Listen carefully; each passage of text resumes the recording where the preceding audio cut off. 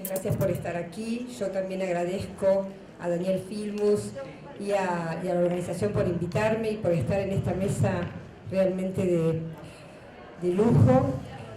No voy a hacer me traje una introducción que estaba vinculada justamente al tema de esta mesa, que es la Argentina frente al mundo, pero como tenemos muy poco tiempo antes de que empiece la mesa final, que es a las 7 de la tarde y que creo que vale la pena que todos asistamos, voy a ahorrar mi reflexión sobre el momento y ya mismo voy a pasar a presentar a los panelistas y vamos a empezar con las ponencias. A mi derecha está Fernanda Gil Lozano. Ella va a hablar de la Alianza del Pacífico y el proceso de integración regional. Es parlamentaria del Parlasur, historiadora de América Latina de esta casa. Allá está Martín Granowski en la punta a la izquierda. Él es periodista de Página 12, creo que todo el mundo lo conoce, lo lee, y director de Estudios de Brasil de la UMED, la Universidad Metropolitana de la Educación y el Trabajo. Acá León Morgenfeld, docente de la UBA, investigador del CONICET. Ellos dos van a hablar de Martín, de la posición de la Argentina frente al mundo, y en el caso de Leandro Morgenfeld sobre la política exterior argentina. Y va a cerrar la mesa Jorge Tayano, también por todos conocidos, diputado del Parlasur, y es canciller de la Argentina durante los gobiernos de Néstor y Cristina Kirchner, presidente del Parlasur. Bueno, voy a pasar entonces en primer lugar a Fernanda. Bueno, muchísimas gracias. Yo agradezco mucho realmente la invitación, le agradezco a Daniel que nos dé la posibilidad de poder trabajar un poco y pensar entre todos. Yo tengo confianza en la educación, en el pensamiento, en el diálogo, y creo que exponer las ideas y pensar todos juntos es la mejor manera de alguna vez desarrollar algo que podemos llamar política exterior argentina, que cuesta mucho cuando uno quiere hacer algo. Yo me traje escrito porque soy una charlatana que va y viene y qué sé yo, para no perderme, como son 15 minutos yo voy a tratar de leer y así podemos trabajar entre todos. Desde el cambio de gobierno, un tema que anteriormente estaba fuera de agenda ha pasado a ocupar un lugar en la discusión pública de la política exterior argentina. Y se trata del cambio de orientación del gobierno, precisamente, que ha mirado desde una visión atlántica a través del Mercosur a una apertura al otro océano, la llamada Alianza del Pacífico. Antes de iniciar una discusión sobre la conveniencia o no de esta reorientación regional, me parece pertinente hacer algunas referencias acerca de este relativamente reciente proceso de integración latinoamericana. La Alianza del Pacífico ha sido un acuerdo económico que tuvo inicio oficial a través de la Declaración de Lima del 28 de abril de 2011 y está conformado por 4 países, el propio Perú, Chile, Colombia y México, con la idea de conformar un área de libre comercio que además profundice las relaciones con países de la cuenca pacífica. La Alianza del Pacífico funciona a través de las cumbres presidenciales, Consejo de Ministros, integrado por ministros de Comercio Exterior y de Relaciones Exteriores. El grupo de alto nivel, conformado por los viceministros de Comercio Exterior y de Relaciones Exteriores, del cual dependen grupos técnicos en gran número de áreas. Hasta ahora ha realizado 10 cumbres, de las cuales 4 fueron tendientes a la firma del Acta Constitutiva, que se hizo recién en el 2012, en junio. Allí soy de historia, no se nota con las fechas, pero a veces son importantes, les digo. Allí se estableció la presidencia pro tempore, que es anual, y se ejerce por orden alfabético de los países. En la actualidad la presidencia es de Michelle Bachelet. También tiene gran número de países observadores, pero tengamos presente que este estatus incluye a países no solo del Pacífico, como pueden ser Australia, Japón o Nueva Zelanda, sino también a Finlandia, Turquía, Trinidad y Tobago o Marruecos. La Argentina participó en la reciente cumbre de Puerto Varas, Chile, en ese carácter. En realidad, hasta ahora el funcionamiento de la Alianza Pacífico ha sido incipiente, no solo porque efectivamente funciona desde hace 4 años, sino porque las cumbres se realizan en los lugares donde se encuentran los 4 presidentes. Por ejemplo, la quinta de las cumbres se realizó en Cádiz, España. Los acuerdos han sido también muy incipientes, acuerdos bilaterales de comercio, un acuerdo sobre visas y mecanismos para ampliar la presencia de otros países como Costa Rica, que podría ingresar en breve, o Panamá. Es cierto que esta alianza ha sido recibida con beneplácito por muchos países, pero por muchos motivos ideológicos puramente temporarios. Se señala su vocación por el libre comercio, por integrarse al mundo, incluso se lanzan cifras para indicar las bondades de esta alianza, en detrimento de otras, como por ejemplo del Mercosur. Así se señala que en conjunto representan el 38% del PBI de Latinoamérica. Cifra engañosa si se tiene en cuenta que el 60% de ese 38% corresponde a México. Solamente con lo que a los restantes países le corresponde en su conjunto solamente un 15%. Pero esta diferencia no ilustra otro tema importante, que es el desarrollo industrial. Salvo México, el resto de los países tienen un desarrollo industrial modesto. El producto que mueve toda la economía chilena es el cobre, que en una proporción abrumadora es de propiedad estatal y es la principal fuente de financiación del Estado, que a su vez distribuye esta renta ganancia. La madera, salmón o de vinos, que son otro de los productos de exportación, ocupan un lugar minoritario de la producción nacional. Colombia tiene como principal fuente de recursos la producción petrolera y también, en mucha menor medida, el café. Es decir, son países esencialmente primarios desde el punto de vista social, son países con una gran deuda en cuanto a la desigualdad. La alianza plantea como objetivo el crecimiento, desarrollo y competitividad de las economías que la integran, mediante la búsqueda progresiva de la libre circulación de bienes, servicios, capitales y personas. Esto está sacada en el acta de fundamento. Es decir, una apertura comercial indiscriminada que no toma en cuenta las diferencias de grado de desarrollo entre los países miembros y utiliza como herramienta para el desarrollo la competitividad de las economías. En realidad, un acuerdo de este tipo tenderá a incrementar la brecha existente entre los países. Tampoco, por otra parte, hay alguna mención a temas sociales, ya que entorpecerían la competitividad de ellos.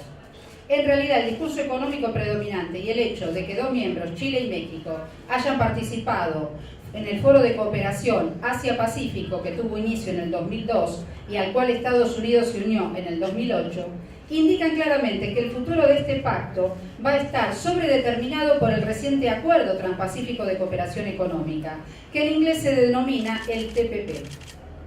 Este fue un acuerdo que se firmó en febrero de este año, integrado por 12 países: Australia, Brunei, Canadá, Chile, Estados Unidos, Japón, Malasia, México, Nueva Zelanda, Perú, Singapur y Vietnam. Del Pacífico, que establece una eliminación profunda de aranceles, sino también severas limitaciones en cuanto a la propiedad intelectual. En particular, los productos farmacéuticos genéricos estarían seriamente afectados, ya que si una empresa patenta un producto bajo su marca, el resto de las firmas requerirían su permiso para elaborarlo. No casualmente, el país promotor de esta legislación es Estados Unidos. Hay que tener presente que mucha de esta información, la verdad que es lo que se filtró, esto de filtración por Wikileaks, ya que las negociaciones y los acuerdos de todo este tratado son secretos. Es decir, que nos podríamos incorporar a algo que nadie tiene en realidad la menor idea de saber a dónde vamos a ir a parar. Este acuerdo alcanzado, cuando la Alianza del Pacífico ya existía y al cual solo Colombia no ha adherido hasta ahora, es posible porque los países independientemente pueden hacer acuerdos bilaterales adicionales entre ellos y entre terceros países. Esto hace sembrar muchas dudas en lo relativo a que la Alianza del Pacífico tenga un futuro real como proceso de integración y no se inscribe en un acuerdo marco que permitirá inundar de productos a los países menos favorecidos ante una eventual posibilidad de exportación de algunos bienes, lo que por una parte incrementa las desigualdades. De todo lo anterior, también puede concluirse que este acuerdo, si no incluye, terminaría siendo un satélite de Estados Unidos. ¿Qué significa esto para Argentina? Esa es la otra pregunta. Con respecto a una posibilidad de integración real con la Argentina, solo uno de los países tiene posibilidades reales y de hecho mantiene un importante intercambio con nuestro país, que es Chile. Y ello se debe a que tenemos 5.000 kilómetros de frontera común. Si bien es cierto, de no tan fácil acceso, solamente tengamos en cuenta que un barco de carga tarda 13 días en llegar al puerto del Callao, próximo a Lima, en Perú, y solamente 3 en arribar al puerto de Santos, en la costa paulista, en Brasil. Por ejemplo, la conectividad, ¿no?, entre uno y otro, la verdad que es llamativo. Chile es un importador neto de alimentos y la Argentina lo opuesto.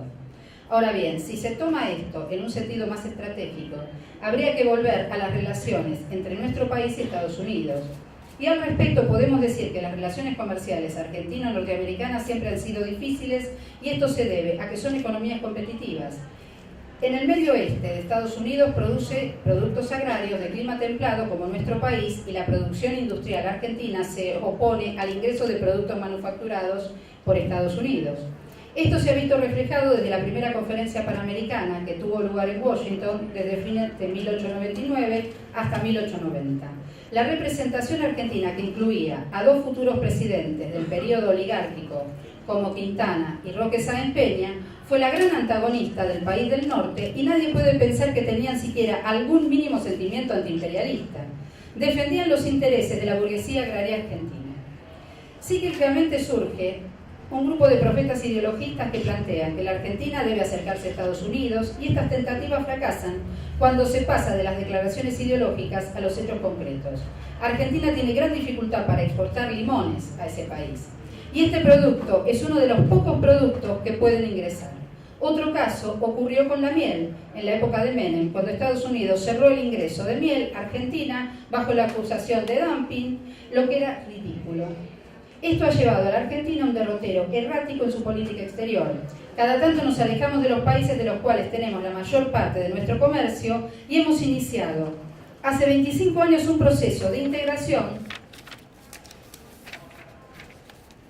que incluyó la conformación de un parlamento que representa no solamente a los presidentes y los ministros, que inevitablemente representan a una parcialidad de la comunidad política, sino también a los partidos de oposición, lo que brinda muchísima mayor estabilidad política a este proceso. Pero este carácter errático se nota en que un día estamos en el Pacífico, a la semana siguiente en Europa nos transformamos en embajadores del Mercosur ante la Unión Europea.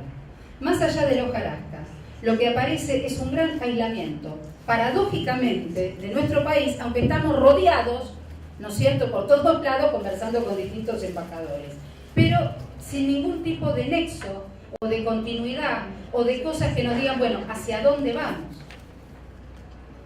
A nadie se le escapa que los conflictos, o mejor dicho, que los conflictivos procesos políticos que actualmente transitan Venezuela y Brasil dificultan el funcionamiento de este espacio. No hablemos de lo nuestro, ¿no? Pero tengamos presente que son circunstancias transitorias. Pensemos que todo proceso de integración va a tener cimbronazos, y no es un proceso plácido donde no puedan hacerse profundas críticas. Es innegable que el Brexit significó un fuerte golpe para la Unión Europea, no solo porque un grupo de países de la importancia de los que integran el Reino Unido plantee una separación, sino porque también puso al desnudo muchísimas deudas que tiene la Unión Europea en muchas materias. En primer término, la prepotencia económica de Alemania, que se maneja como si todo el resto fueran sus súbditos. También la falta de una auténtica propuesta social, salvo la iniciativa de diálogo social de Jacques Delors de hace muchos años. No ha habido iniciativas reales en muchos otros aspectos. Pero esto no significa impugnar cualquier proceso de integración. Es cierto que el Mercosur tiene muchos desafíos y muchísimas deudas, pero también ha alcanzado un grado de desarrollo que le permite pasar de ser un acuerdo de libre comercio a un verdadero proceso de integración, con instituciones económicas, pero también políticas. Y es desde este lugar que me parece, y esto lo tenemos que tener en claro, que pase lo que pase, aunque no nos paguen, porque Macri decidió no pagarnos a los parlasureños, aunque digan que no estábamos el día que la NAT hizo su programa, fue un día sábado, con lo cual no hay ningún edificio que tenga gente un día sábado. Nos reunimos más veces que el Congreso Nacional. Yo tengo particularmente judicializado este tema y me parece que lo tenemos que defender. Es una alianza estratégica el Mercosur. Nosotros le podemos dar de comer al mundo si somos inteligentes con Brasil. Lo que está pasando ahora es el avance y la contestación de los movimientos más conservadores, de las corporaciones multinacionales que vienen a sacarnos todo. No es que tenemos ministros, tenemos representantes, tenemos CEO de las empresas. Lo tenemos a Monsanto, tenemos a la Shell, tenemos a todas las empresas en estos momentos. No es simplemente el señor Macri. Están operando y es la reacción conservadora y es en toda la región. Nosotros en el bloque progresista, cuando escuchamos los informes de lo que está sucediendo en los otros países, es regional, no es algo que nosotros lo sintamos. La misma Bachelet, por ejemplo, el mismo Uruguay está con esa complejidad. Entonces, me parece que a pesar de todos estos cimbronazos, tenemos que defender. El Parlasur es la integración a un tratado de libre comercio. Si no hay Parlasur, es otra alianza para el Pacífico o para lo que quieran, pero no vamos a tener posibilidades. ¿En qué sentido? El comercio nunca repartió igualdad, nunca repartió equidad. Al contrario, el que tiene más va a tener cada vez más, el que tiene menos cada vez va a tener menos. Desde esta perspectiva es que tenemos que entender a un mundo que viene más complejo, a corporaciones que vienen con muchísima fuerza y a veces a políticos que entienden bastante poco del país, de la política, pero que entienden mucho de su dinero personal. Entonces digo, tenemos que tener una perspectiva interesante, tenemos que abrir esto, yo estoy muy abierta a las discusiones, no es la única mirada o posición que se puede tener, pero creo que hay que ponerlas sobre la mesa para poder discutirlas entre todos como corresponde. Muchísimas gracias.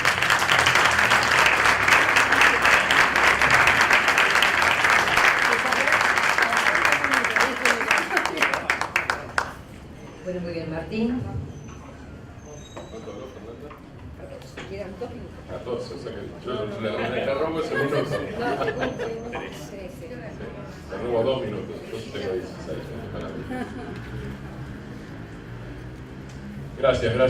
Gracias por la invitación, gracias a ustedes por estar acá. Vamos al punto porque los 15 minutos se terminan muy rápido. Fernanda no es periodista, pero escribió, y yo soy periodista de gráfica, pero no escribí, pero tengo algunos apuntes que voy a tratar de leer con intentando la misma concisión de Fernanda de recién. Me parece que hay una forma de plantarse frente al tema que nos convoca, que es Argentina y el mundo. Uno puede elegir el análisis crítico o puede elegir el lamento. No digo, hablo de proporciones, por supuesto. Uno puede elegir tener una mayor proporción de análisis crítico o una mayor proporción de lamento. Uno puede elegir una mayor proporción de propuesta o de energía en la propuesta, o puede elegir una mayor proporción de melancolía. La melancolía existe, el lamento existe, el análisis crítico existe y la propuesta existe. Es un tema de proporciones. El año pasado, después de grabar a Ariel Rodríguez en Venezuela, el que fue canciller de Chávez, Ariel Rodríguez en Venezuela, para un documental sobre los 10 años del No al ALCA, conversando con la presidenta de Telesur, con Patricia Villegas, estamos hablando de septiembre del año pasado, es decir, de hace muchos siglos. En un momento estábamos conversando y reconstruyendo juntos la historia, después de esa entrevista, que fue una de las tantas entrevistas de ese documental. Aquí hay otro de los entrevistados, Jorge Tayana. Y Patricia dice, nosotros corremos un riesgo. Nosotros era muy genérico, por supuesto, y tómenlo con la misma amplitud con que lo dijo ella. Corremos un riesgo. Si nos quedamos en eso, nos vamos a quedar anclados en la historia. Eso fue septiembre del año pasado. Eso fue antes de las elecciones en la Argentina, con el triunfo de Macri en el balotaje, antes de las elecciones legislativas en Venezuela, con el triunfo de la oposición a Maduro, y por supuesto, antes de lo que para mí es un golpe esclavócrata en Brasil. Como mínimo, antes de esas tres cosas. Antes de esas tres cosas, ella advertía, ojo con quedarnos anclados en la historia. Yo ahora diría, lo que en ese momento era un riesgo de nostalgia, ya sería, por eso hablo de melancolía directamente, porque ya no es quedarnos anclados en la historia, es recordar la prehistoria, porque eso ya hoy parece la prehistoria, lo cual no quiere decir que debamos enterrarla, digo, no estoy llamando a clausurar el recuerdo, a clausurar la investigación, a clausurar el análisis de procesos históricos, sino a ver cómo se para uno. Simplemente estoy hablando de eso en este momento.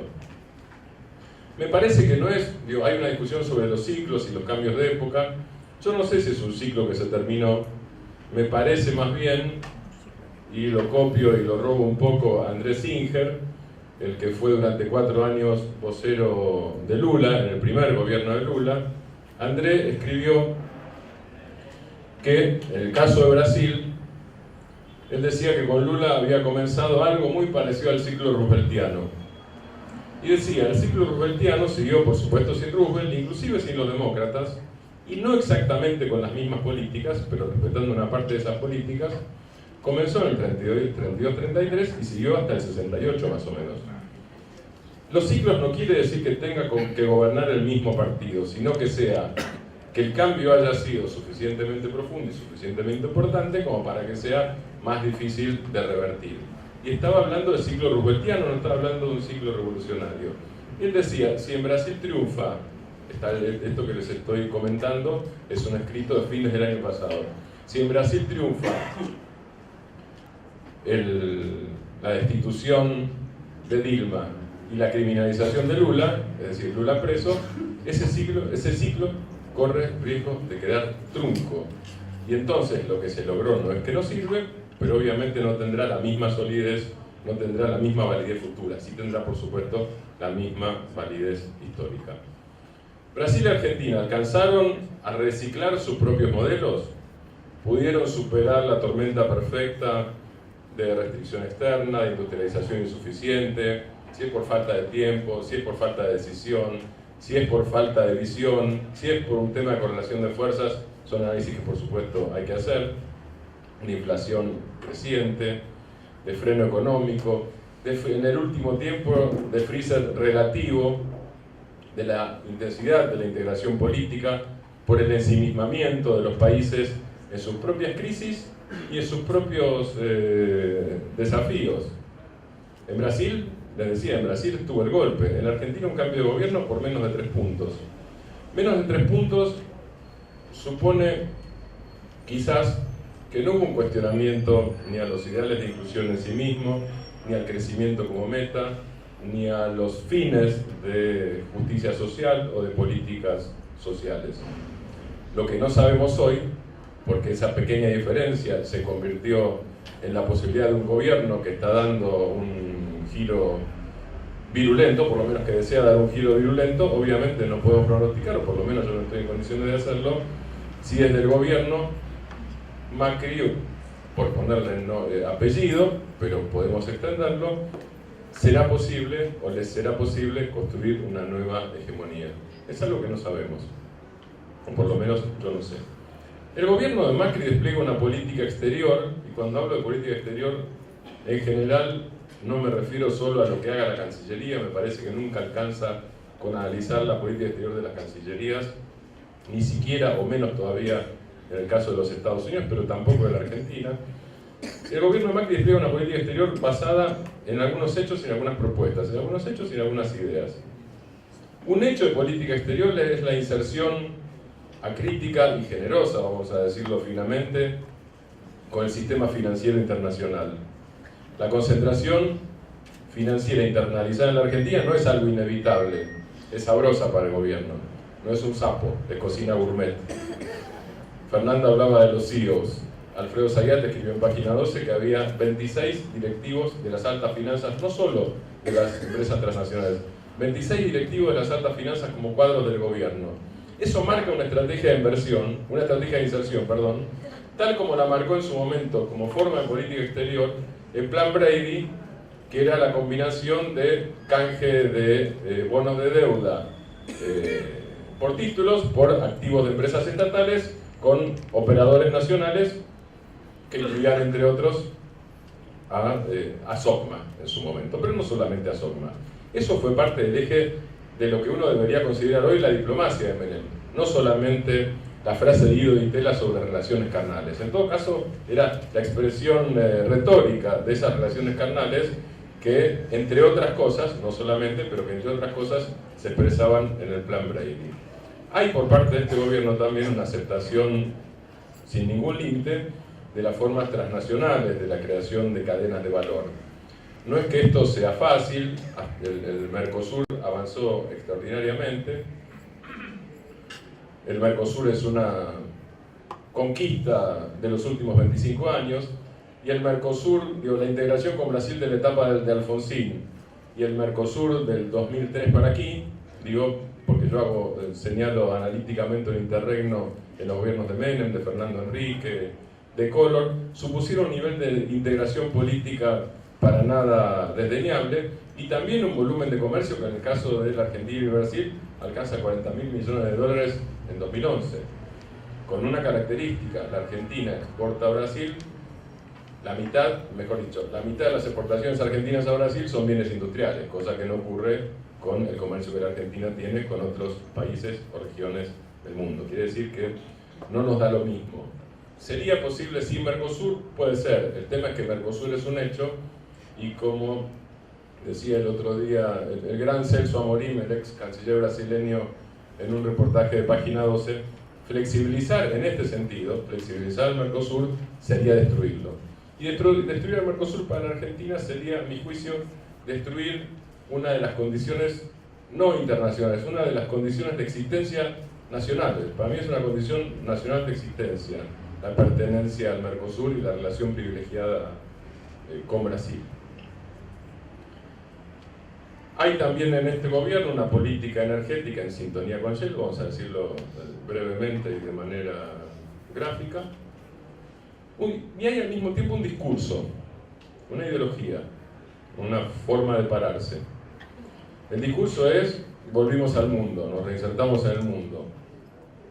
En parte con la utilización caricaturizada de una parte de la gestión anterior, yo diría de los últimos años de Cristina, planteando lo que para mí son déficits como si fueran catástrofes. Es decir, a mí me parece, esta es opinión mía, no del gobierno, que en el último tramo del gobierno de Cristina hubo una radicalización estéril, una radicalización discursiva estéril. Hubo un discurso patrio buitres por un lado, pero después de un proceso que incluyó, y no estoy criticando, estoy simplemente describiendo, incluyó el pago a Repsol, el arreglo con el CIADI y el pago al Club de París. Quiere decir que si la Corte Suprema se hubiera abocado en el caso de los buitres, no sé si eso hubiera seguido. Digo, íbamos hacia el arreglo en esta parte del frente externo. Supongo yo un arreglo más digno, obviamente, que el arreglo al que se llegó este año con el gobierno de Mauricio Macri. Por eso digo que no se tome esto como una crítica, pero esta parte como una crítica, pero sí como una descripción en todo caso. Lo que sí me parece es que hubo un enfrentamiento en ese sentido, el enfrentamiento discursivo temerario con los Estados Unidos. El corte de sunchos del avión en Ezeiza, que tal vez, no era legítimo que el famoso avión del 2011 trajera el material de comunicaciones que trajera. Lo que en todo caso debió hacerse, creo yo, o debió pensarse, es si no cortar antes ese tipo de convenios de cooperación, donde lo que viene contrabandeado no son solo ideas, sino formas coercitivas que obliguen al país a adaptarse a formas de seguridad, a hipótesis de conflicto interno o externo, a retrasos en algo que la Argentina conquistó, que es su distinción entre seguridad y defensa, que es una conquista democrática pluripartidaria. Y en el último tiempo también se había congelado ya la diplomacia presidencial sudamericana, no solamente por el lado argentino. En el caso de Brasil, esto en todo caso es una responsabilidad compartida. Compartida, de nuevo, es producto de la crisis, es producto de las elecciones, es producto de los desafíos, es producto de una falta de visión en esos años, a pesar de que esa visión había sido construida y tenía bases sólidas. No es un tema a dilucidar en este momento.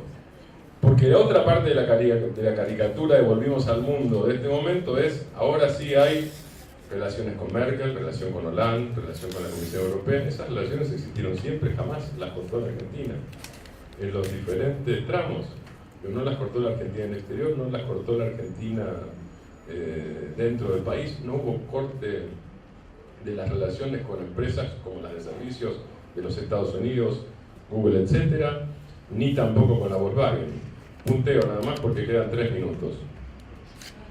Sugiero prestar atención a esto, a la cooperación intensa en seguridad, que incluye provisión de equipos,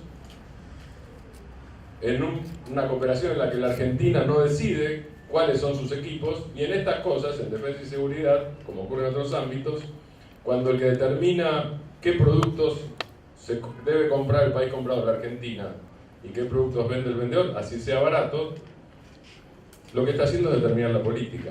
Y en este caso la determinación de política está guiada por una aproximación, no una colaboración y un intercambio de información, con la DEA, la Agencia de Seguridad Antidrogas de los Estados Unidos, sino como una forma subordinada de relación con la DEA. Hay una posición distintiva sobre Venezuela que es contradictoria, o no es contradictoria, tiene dos caras en todo caso. En el discurso, Macri es el presidente más duro en América Latina, en Sudamérica, respecto del chavismo. En la práctica hay una posición más realista, que encarna a Susana Malcorra, pero de nuevo, yo creo que tal vez haya las diferentes, pero tiendo a pensar más en que para todos hay límites. Porque hay un planteo ambiguo sobre el Mercosur, y hay un acercamiento hacia la Alianza del Pacífico. Fernanda la escribió. La Alianza del Pacífico aparece como la variante cool para Sudamérica, frente al populismo retrógrado, atrasado, etcétera, etcétera, que estaría representado por el Mercosur. Pero no hay hasta ahora un repudio concreto del Mercosur. Lo que hubo sí, el sujeto político, peligroso a mi juicio. La presencia de Macri, el peligro no es haber sido observador en la Alianza del Pacífico. El tema ahí es la ruptura del trabajo colectivo con el resto del Mercosur. Y es cierto que Uruguay y Paraguay ya participaban, pero no participaban los tres países más grandes, Brasil, Argentina y Venezuela. El punto es que, me parece a mí también como forma de pararse, es que todos tienen límites. Límites tenían los gobiernos de Néstor, de Lula, de Chávez, los tenía Cristina Dilma, Pepe y Evo, pero también Santos y también Macri. El punto es que no es fácil desarmar el Mercosur, aunque alguien quiera desarmar el Mercosur. Y tampoco es fácil formar un ALCA con los Estados Unidos hoy.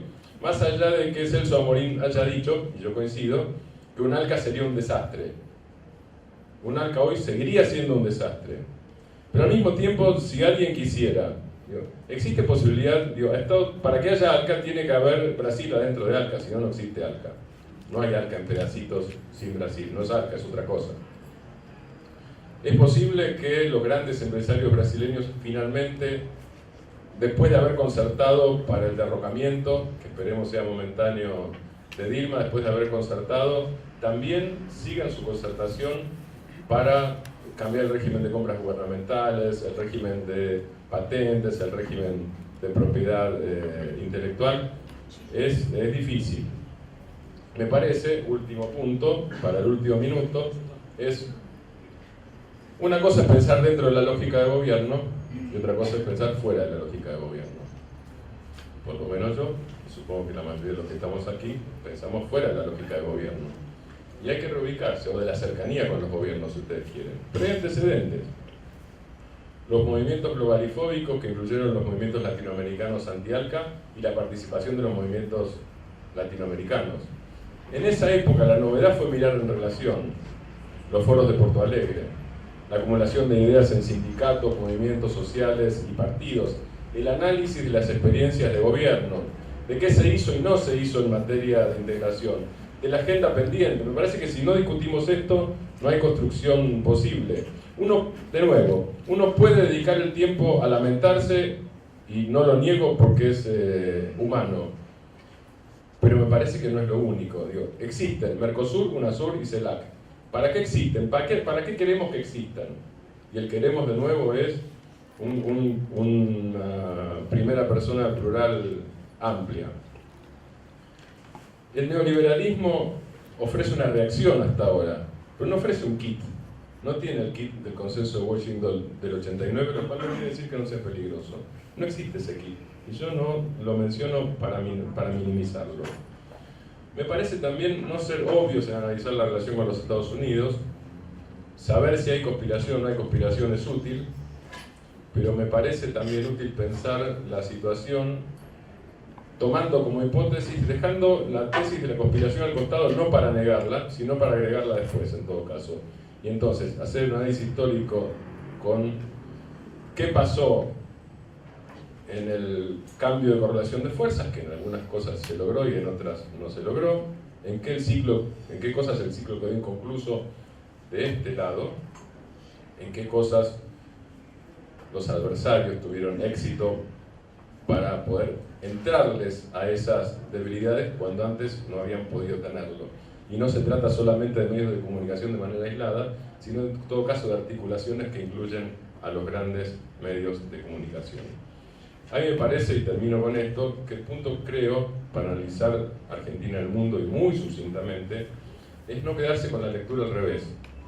No quedarse con una idea que es lo que a Macri le gusta es malo, y entonces decimos exactamente la inversa. Puede ser que sea así, yo no estoy diciendo que no lo sea. Lo que digo es que con eso no alcanza.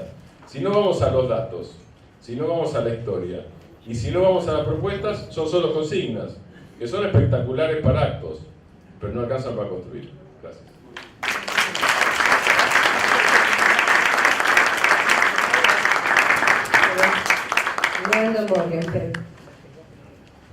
Me robaste 2 minutos, Javier. Bueno, buenas buenas tardes, gracias a los organizadores por la invitación. El tema era amplio, Argentina y el mundo. Primero, como estamos en una jornada sobre el Bicentenario, pensé hablar de mi tema de investigación, que es la historia de las relaciones internacionales de la Argentina. Pero voy a decir nada más 30 segundos sobre eso. Si uno hace un mini repaso de la historia de la inserción internacional y de la política exterior argentina en los últimos 200 años, en los últimos 200 siglos, podemos decir que en la mayor parte de la historia primó una inserción internacional dependiente, en buena parte del siglo XIX y parte del XX, dependiente fundamentalmente de Gran Bretaña y de los países de Europa continental, luego de Estados Unidos, en algunos momentos, durante las presidencias sobre todo de Irigoyen, de Perón, y en otros momentos, ¿sí?, con distintos matices o distintas perspectivas de construir otra inserción internacional, pero en los 200 años primó en general una renuencia a tomar como proyecto el ideal bolivariano de construir una patria grande, es decir, de pensar la inserción internacional junto al resto de los países con los cuales compartimos, entre muchas otras cosas, un pasado colonial común y un proceso de revoluciones de independencia también común. Pero no voy a hablar de esto, lo remito a las cosas que uno ha trabajado y publicado en los últimos años. Voy a hablar de lo que vienen hablando los dos, Fernanda y Martín, los dos que me antecedieron, que es la actual política exterior en los últimos 6 o 7 meses, ¿sí? Si uno toma la campaña electoral, en muchas cosas el gobierno de Macri, el candidato Macri, no dijo lo que iba a hacer, ¿no? Hace pocos días él mismo lo reconoció y dijo, bueno, si yo decía lo que iba a hacer, me internaban en un manicomio. En el tema de la política exterior, si bien no fue un tema de debate, vamos a decirlo, en la campaña, lo fue muy marginalmente, sí dio indicios de lo que iban a hacer. Es más, en abril del año pasado se dio a conocer un documento de un grupo que se llamaba Consenso, en donde estaban los referentes de las principales fuerzas políticas de oposición al kirchnerismo, y ese documento, que lo presentaron en el CARI, en uno de los principales think tanks de la Argentina, que preside Giavarini, es decir, el ex canciller de la Rúa, y al cual ahora el gobierno asiste asiduamente. La semana pasada estuvo Malcorra disertando en el CARI. Este documento del Grupo Consenso planteaba que Argentina tenía que abandonar esa propensión a la desmesura en términos de su posicionamiento exterior, es decir, algunos analistas que cualquier signo de autonomía en la historia de la política exterior argentina lo asocian con una desmesura, y que lo que tenía que hacer Argentina es reinsertarse en el mundo, como si hubiéramos estado aislados los últimos 10 o 15 años, es decir, lo planteaban esto explícitamente, aunque con un lenguaje diplomático, volver a las alianzas tradicionales, fundamentalmente con Estados Unidos y con Europa occidental. Y ahí estaban Diego Velar, Fulvio Pompeo, es decir, los principales referentes del macrismo y del PRO en política exterior, también de muchos otros partidos de oposición. Es decir, que ya había anticipado Macri un poco lo que iba a hacer. Se puede analizar muchas cosas porque, como decía Martín, pasó de todo en el último medio año, pero creo que podemos ver en la política exterior 4 ejes o 4 dimensiones distintas. La primera es una dimensión ideológica, que es un componente importante de la política exterior. Y paradójicamente, ya en diciembre, la canciller Susana Malcorra planteó que el eje de la política exterior iba a ser desarrollar una política exterior desideologizada, ¿no? Lo cual es un contrasentido, porque una política desideologizada no existe, ¿no? Pero esto lo han reafirmado varias veces. Lo segundo, que a mí me parece grave, y no para caer en perspectivas nostálgicas, como decía Martín, es que Malcorra dijo en diciembre, poco antes de asumir, que el ALCA no era más una mala palabra para la Argentina. Ni Estados Unidos volvió a mencionar el proyecto del ALCA después de la cumbre de Mar del Plata, y lo reintroducía incluso como proyecto la propia Cancillería argentina. Y digamos, para ver qué características tiene, porque esto también es una batalla cultural e ideológica de la política exterior, creo que han logrado imponer en un sector de la sociedad la idea de que teníamos que alejarnos de los socios indeseables, como si Argentina estuviera en parte de un eje del mal, con Irán, con Rusia, con China, con Venezuela y con otros indeseables, y teníamos que reinsertarnos en el mundo, ¿sí? Hace pocas horas Macri, hablando ante grandes empresarios en Alemania, dijo: volvimos al mundo, lo han dicho varias veces, ¿no? Pero reafirmó esta idea de que no estábamos en el mundo, una política irracional sobreactuando, y volvíamos al mundo. Es decir, tiene este componente ideológico la política exterior nueva bastante interesante. En términos económicos, que me parece fundamental, y ahí tomo lo que decía Martín, la política exterior y la inserción internacional es mucho más que lo que hace la Cancillería. Creo que tiene tres ejes que han hecho explícitos. El primer punto es atraer inversiones, es decir, el fundamento de la política exterior es atraer inversiones, aunque desmantelaron todas las estructuras dentro de Cancillería que se ocupaban de esos temas. El segundo punto es reendeudarse, es decir, generar confianza para poder volver a tomar crédito. Y el tercer punto es pensar la política exterior y la inserción internacional para ampliar exportaciones, es decir, como una plataforma para vender más, no en el mercado interno, sino en el mercado externo. ¿A través de qué mecanismo? La firma de tratados de libre comercio. Y hay en este momento tres grandes tratados o acuerdos de asociación en discusión. El acuerdo, ¿sí?, de asociación con la Unión Europea, que es cierto que se está discutiendo hace muchísimos años, pero que la Argentina venía un poco poniendo el freno de mano frente al ímpetu de la gran burguesía brasilera y también de algunos sectores en Paraguay y en Uruguay. El segundo es el acuerdo de libre comercio con Estados Unidos, sobre el cual en parte se avanzó con la visita de Obama en marzo. Y el tercero es la adhesión de la Argentina a la Alianza del Pacífico, como perspectiva de que eso es un primer paso para remolcar al Mercosur y terminar firmando el otro acuerdo que mencionaba Fernanda, que es el TPP, el Acuerdo Transpacífico de Cooperación Económica, que se acaba de firmar por parte de 12 países y que, si se ratifica, va a ser el mayor acuerdo de libre comercio firmado en toda la historia. El tercer punto, o la tercera dimensión de la política exterior, es una dimensión geopolítica, ¿no?, vinculada con las dos anteriores, pero me parece que ahí también hay un cambio muy importante del vínculo entre Argentina y el mundo.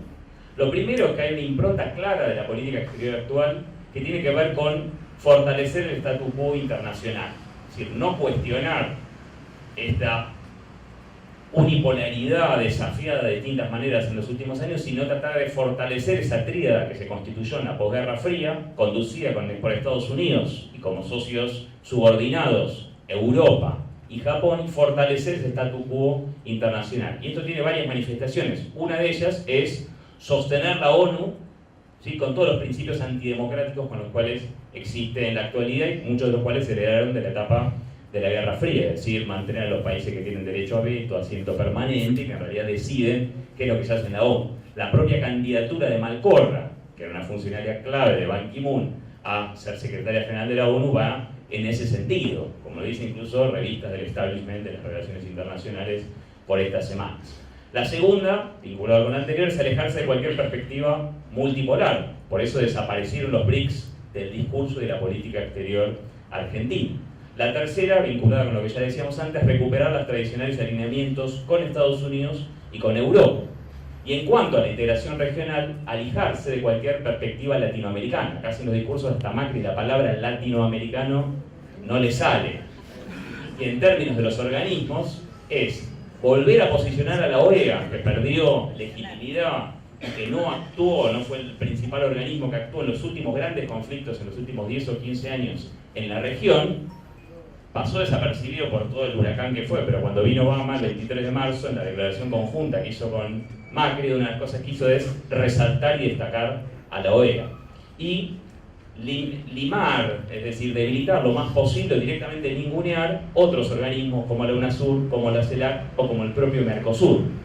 Que cuando se está discutiendo si se puede flexibilizar el Mercosur, ¿qué se está diciendo? Eliminemos la unión aduanera, eliminemos, ¿sí?, la imposibilidad de que cualquier país se pueda cortar solo y firmar un tratado de libre comercio, es decir, flexibilicemos eso, y como recién decía Martín, que le dijo a él mismo en el reportaje con Celso Amorín, ¿sí?, esto sería ponerle el certificado de defunción al Mercosur. Es más, la UNASUR y la CELAC directamente Macri creo que ni la nombró en los 6 meses, yo por lo menos, quizás alguna vez la nombró, pero sí aparece en el discurso de Malcorra como diciendo estamos en todo lado, pero Macri creo que no se le soltó la palabra a UNASUR o CELAC ni una sola vez. Y la cuarta es la dimensión militar. ¿no? Que algo recién ya decía Martín. Una de las cosas más graves y sobre las cuales hay que prestar mucha atención es que hay una operatoria para difuminar, para hacer desaparecer esa frontera entre seguridad y defensa. Y esto es muy grave. Lo segundo es que Argentina está tomando la agenda en este punto de Estados Unidos, ¿sí? Y un punto central que se plantea para avalar esta mayor injerencia militar de Estados Unidos es la lucha contra el narcotráfico y contra el terrorismo, tomando la perspectiva, ¿sí? Militarizante del tema de la lucha contra las drogas que está siendo discutida hace muchos años en muchísimos países de la región. Argentina recupera o va a incrementar, no los había abandonado, los entrenamientos conjuntos. Se habla de la posibilidad de crear 2 bases militares en Ushuaia y la Triple Frontera, la compra de armamento, la cooperación en inteligencia militar, la vuelta de la DEA, ¿sí? Y el abandono de la comunidad sudamericana de defensa, ¿sí? De la Escuela Sudamericana de Defensa y de las doctrinas alternativas que se venían discutiendo.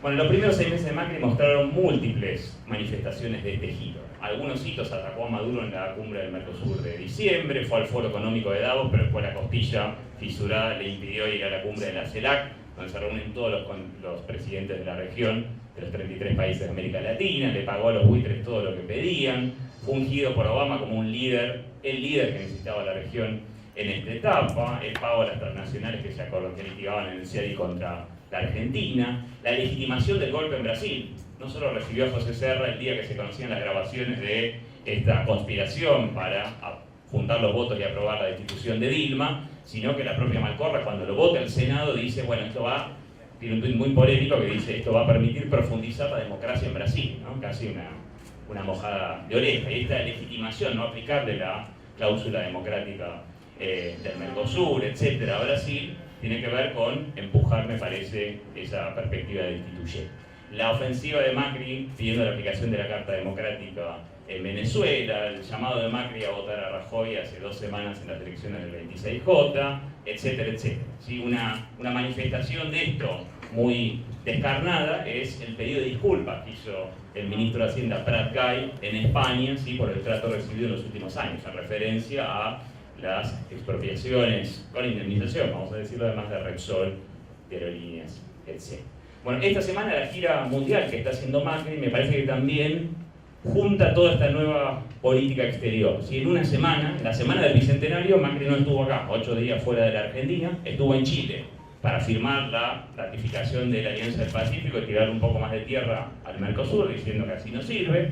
Después se fue a ver a Hollande, a las autoridades de la Unión Europea y a Angela Merkel para decir que volvimos al mundo, para buscar inversiones y para buscar poder volver a tomar crédito, y ahora hoy está con algunos de los CEOs de las principales empresas de telecomunicaciones y de servicios en Estados Unidos reunido allí. Es decir, todo esto muestra una orientación de esta política exterior. Esta semana, el 4 de julio, Macri no estaba acá, no tuvo la suerte, pero mandó a la mitad de su gabinete a la celebración del 240 aniversario de la Declaración de la Independencia de Estados Unidos. Ahí el embajador norteamericano, Noam Mamet, dijo, ¿sí? Muy entusiasta, él dijo que el cambio positivo con Macri incluso había superado las expectativas de su gobierno. En contraste, tenemos la celebración de nuestro bicentenario esta semana, este 9 de julio, ¿no? Que es anticipado y reivindicado por los principales medios de comunicación como austero, en contraste con lo que se hizo en los últimos años.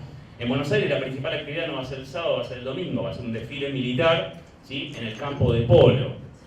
El macrismo le rehúye. Termino un minuto más, en serio.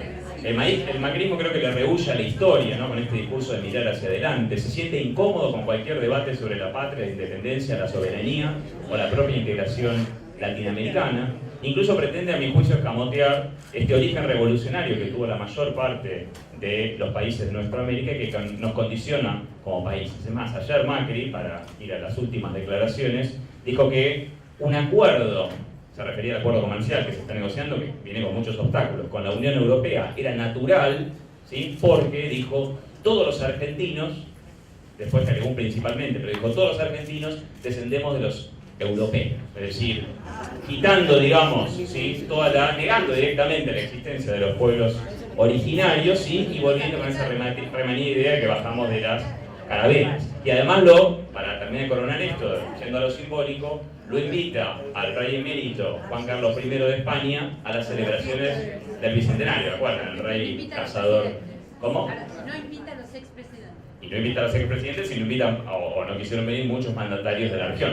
Esperemos que no haga lo mismo que su ministro de Hacienda y no le pida perdón por aquella declaración de independencia.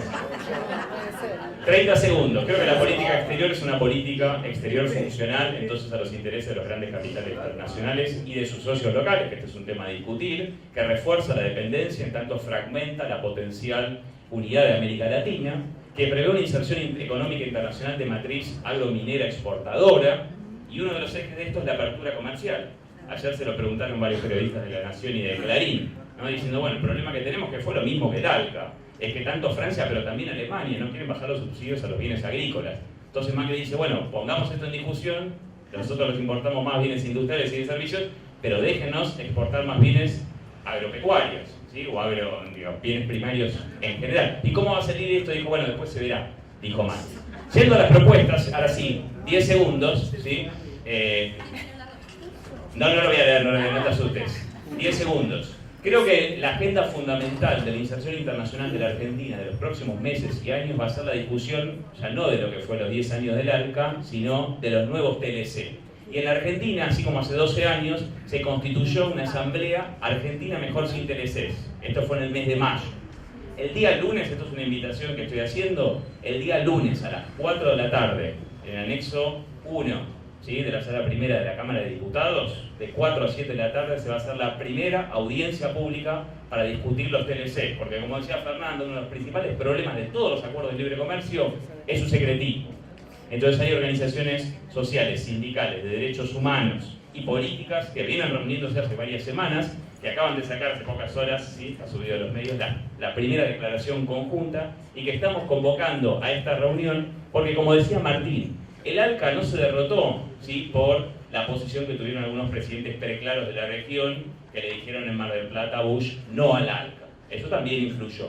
Pero se derrotó porque en todo el continente, como recordaba Martín, se construyó, ¿sí?, el movimiento no al ALCA. Bueno, muchos de esos mismos grupos hoy están convocando a esta convocatoria, que es Argentina Mejor Sin TLCs, para empezar a poner en el debate público, ¿sí?, cuáles son, algunas las mencionaba Fernanda, son muchas las consecuencias regresivas para la mayor parte de la población que tienen estos acuerdos de libre comercio. Muchas gracias. Es conocido, no participamos del Congreso Anfictiónico del 26. No participamos, no fue casi nadie del sur, no fue Chile, no fue Argentina, no fue Bolivia, no fue Uruguay, que no existía, no fue Brasil. Nosotros estábamos en guerra con Brasil. El mismo 1826 es para los nacionalistas el triunfo de Ituzaingó, la gran batalla. O sea que no estábamos. Pero esa reunión sí fue Estados Unidos, fue como observador. ¿Y qué propuso Estados Unidos? Que había que hacer un acuerdo financiero monetario. Eso lo dijeron en 1826. Y es lo mismo que dijeron en 1889 en la conferencia de Washington, que citó Fernández, que fue Sáenz Peña, donde Sáenz Peña dijo la famosa frase en contra de la doctrina Monroe de América para los americanos, América para la humanidad. Era un poco medio para el Reino Unido esa humanidad, pero de todas maneras, en términos de nuestro hemisferio, era claro que no se aceptaba la hegemonía de los Estados Unidos.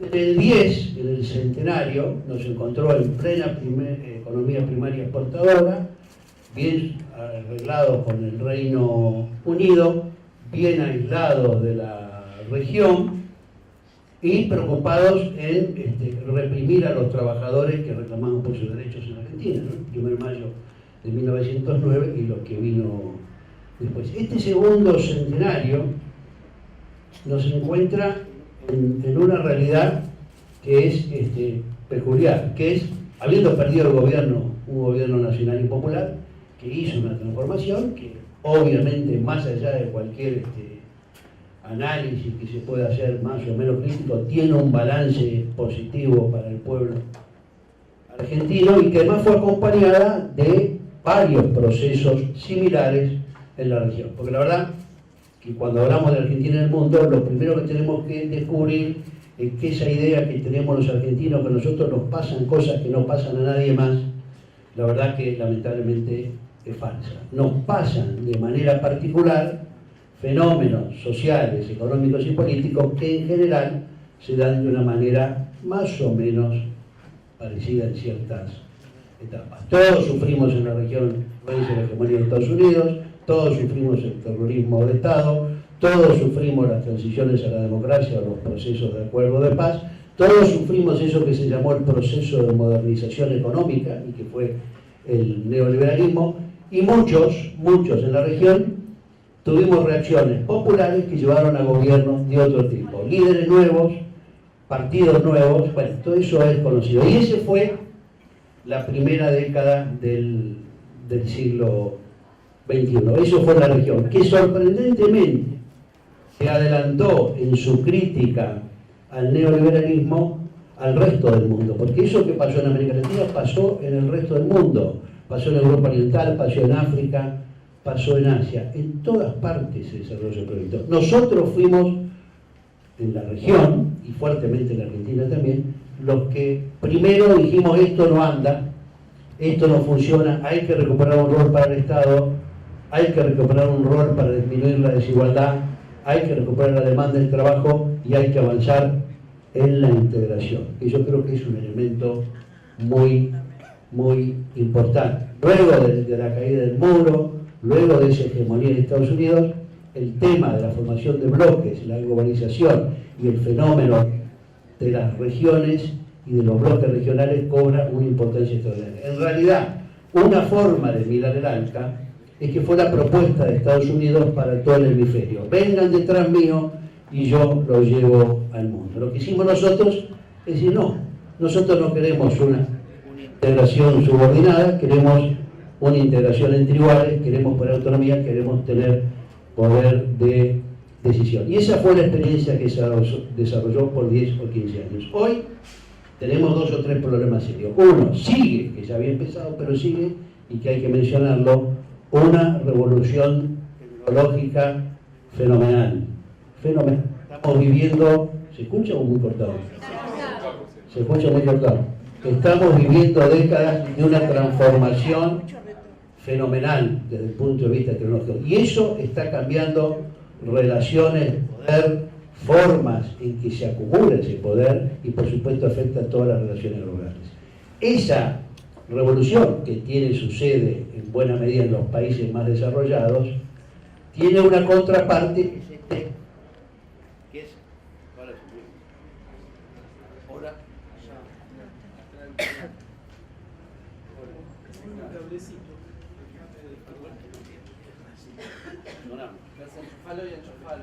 Se escucha, Dayana se habla. ¿No? Ahí. Bueno, ese... ¿En qué estábamos en? Bueno, esa revolución tecnológica está acompañada por un proceso que es distinto, que es la modificación de la correlación de fuerzas, ¿no? De ese mundo unipolar que quedó con la caída del muro, hay una modificación hacia un mundo crecientemente multipolar en lo económico, comenzando también multipolar en lo político y casi nada multipolar en lo militar. Pero esas transformaciones se están dando y no han hecho más que crecer en 10 o 15 años. Y hay hechos puntuales muy fuertes que muestran cómo la gran potencia hegemónica de repente topa y no puede desarrollar su política. ¿Ustedes se acuerdan cuando fue la decisión de invadir Siria si había armas químicas? Hubo armas químicas, fuimos a invadir y resulta que entre Putin y el Papa, una extraña alianza, no hubo invasión a Siria en ese momento. Entonces, ese mundo está cambiando y esa hegemonía está cambiando del norte al sur y del oeste al este. En el 2013, Estados Unidos sacó un documento estratégico donde señala que por primera vez en varios años su prioridad ya no es Medio Oriente, había llevado 2 guerras, ¿no? 2001 Afganistán, 2003 Irak. No era Medio Oriente, sino que era el Mar de China, el este de Asia, y eso definió como prioridad.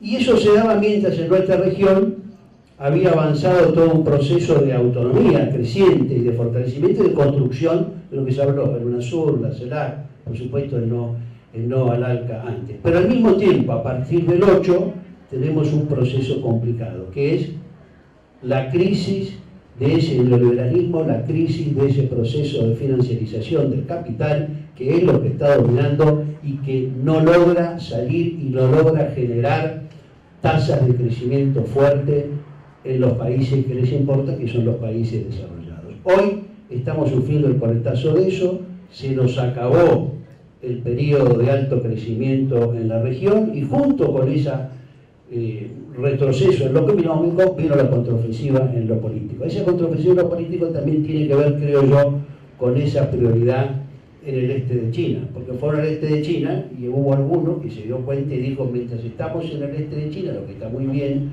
resulta que el principal socio comercial de América Latina se está transformando China, y no solo socio comercial, sino vendedor de infraestructura y vendedor de transferencia de tecnología y de servicio financiero. Entonces, eso ayuda al retorno y a la contraofensiva que sectores concentrados y oligárquicos en otros países tienen con apoyo de los Estados Unidos para desandar lo andado. Yo no quiero extenderme mucho, pero me parece que tenemos que tener en cuenta dos o tres cosas. Uno, no vamos a recuperar espacio si no profundizamos nuestros propios procesos de cambio y de transformación de nuestra sociedad. Es decir, como dijo bien García Linera, acá el que no avanza se cae y vuelve a la derecha. Y eso es verdad.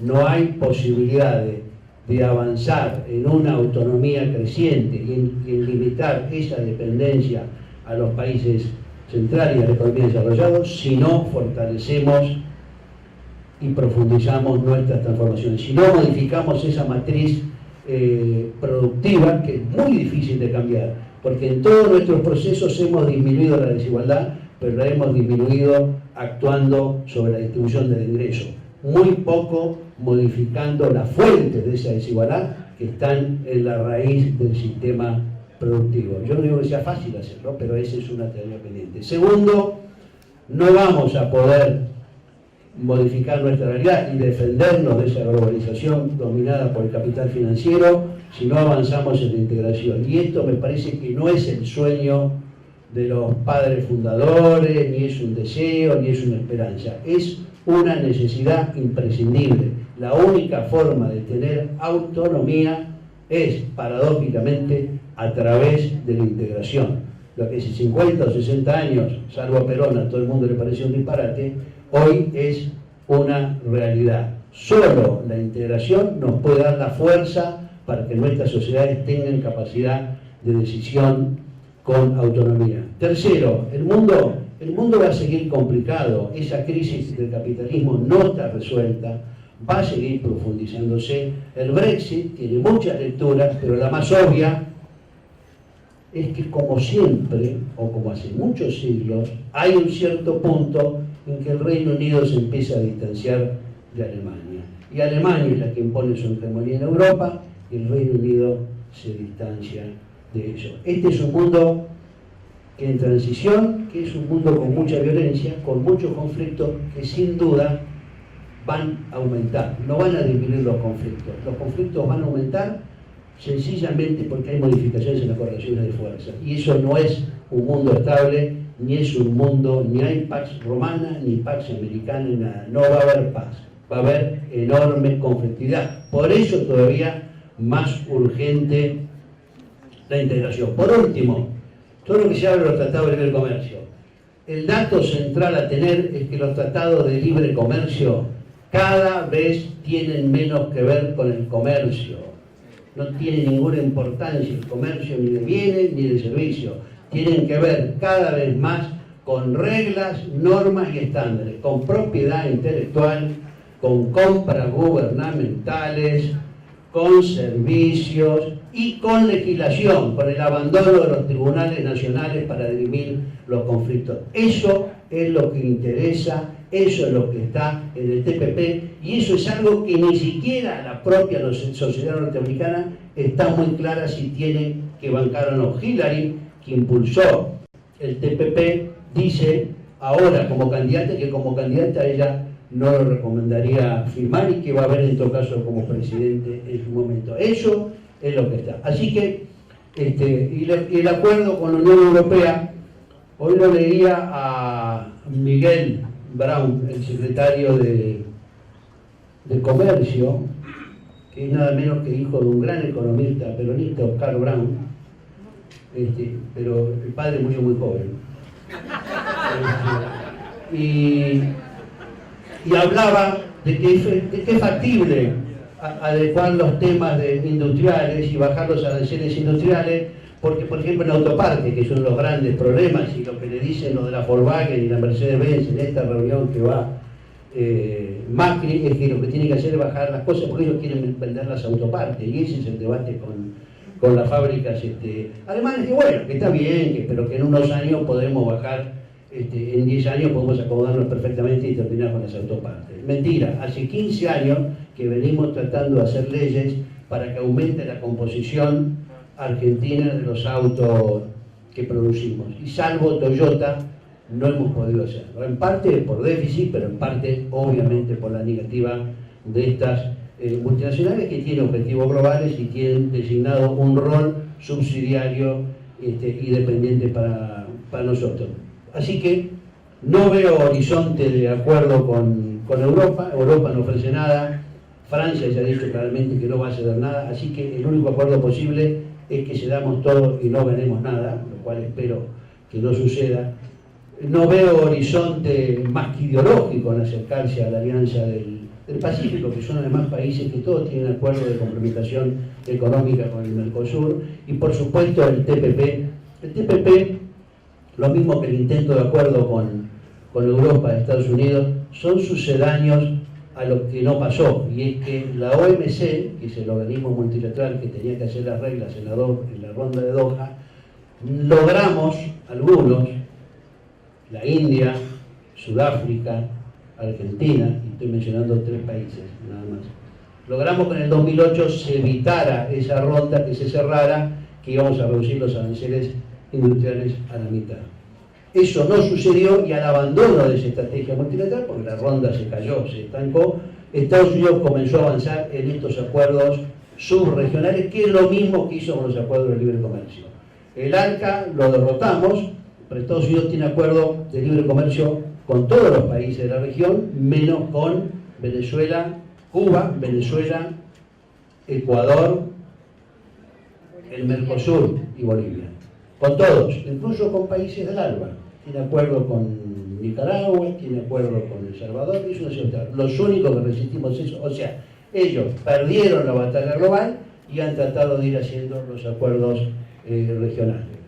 Para finalizar, me parece que tenemos que defender el Mercosur, tenemos que defenderlo como un proyecto de mercado común en proceso de desarrollo, aceptar que sea un acuerdo de libre comercio es una derrota estratégica para Argentina, y el Parlasur es simplemente un indicador de que los procesos de integración no lo hacen solo los gobiernos ni los técnicos, sino lo hacen los pueblos, y los pueblos tienen que ser representados políticamente en ese proceso, ¿no?